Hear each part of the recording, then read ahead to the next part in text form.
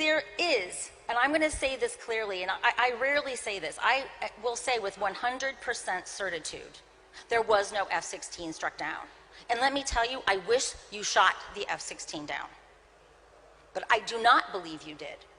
And I believe my bonafides as a critic of Pakistan stands for itself. And I'm going to tell you why I don't believe you did, even though I wish you did. My Americanness, my national standing, again, does not hinge upon Pakistan's performance with an aircraft procured from me or via Jordan. Let me walk you through the evidence with a different point of view, one not impinged upon by dependent variable selection bias or confirmation bias. Let's begin with the video. For those of you who don't know me, I spent a lot of time in Pakistan. I've studied languages.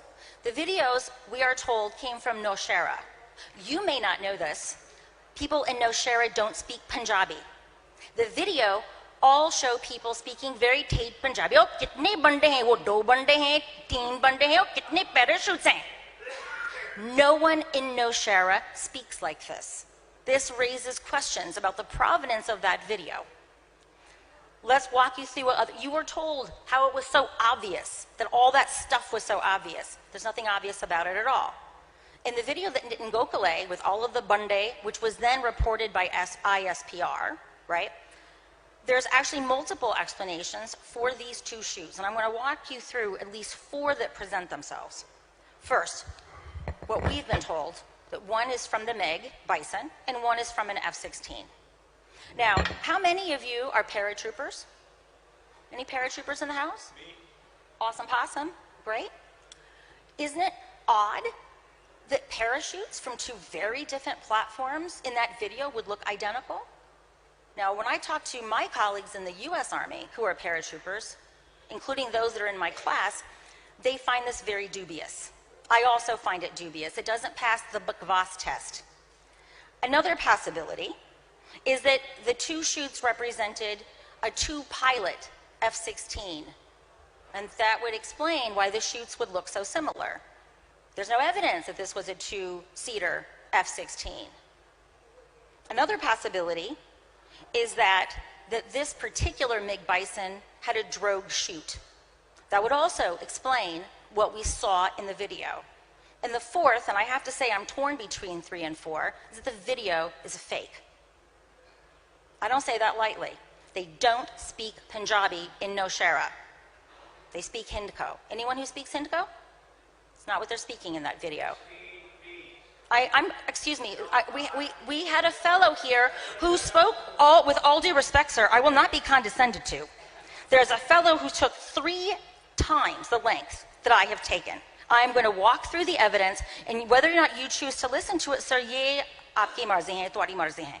But I'm going to take my time. I was invited here. I came here from the United States amidst huge jet lag and a very busy schedule. So you, sir, should respect me as I respect you.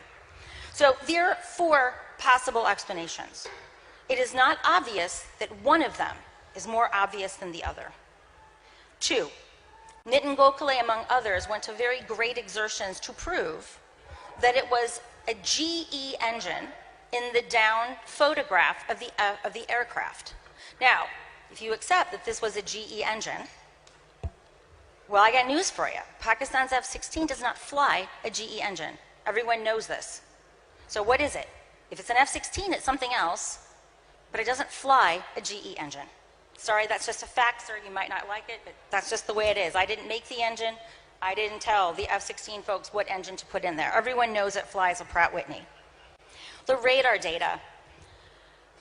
This is the most distressing thing as an analyst. Radar is essentially Doppler. And for those of you who don't know what Doppler is, I'm going to explain it to you. Doppler works like this. We send a frequency of noise, spectrum. It bounces off an object and it comes back. And what the device measures is the change in frequency as a result of hitting the device. And we put it through an algorithm which converts those change frequencies into the object. F-16 is known for not having a terribly large, what we call radar cross-section. What happens in mountainous terrain is called a Doppler effect. And the way this works is, and you can imagine it, where the aircraft were flying, it's a mountainous terrain, you have the noise bouncing off of the different mountain peaks.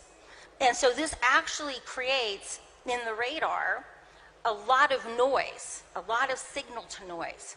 And effectively what happens is that the different frequencies bouncing off the mountain can give the illusion that an object has disappeared.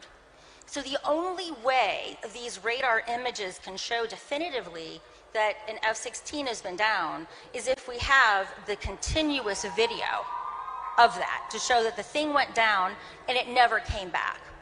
The other thing, and again, one of my students is an imagery analyst, the pictures that you just saw, they actually don't map onto one another. If you look across the pictures, the ratio of the images and the lovely diagrams that you saw that were so obviously labeled so that you could think you understand what you saw, the aspect ratio is not maintained across the images. Now, this is a problem. Again, I don't care what you believe. I'm simply telling you what the rest of the world believes. And Pakistan also knows what did or did not happen. And the reason why we care about the facts, again, is about conflict escalation and de-escalation, which is why all of us at analysts, we care about this, right? We care about the facts, not the politics of the facts, as Klaus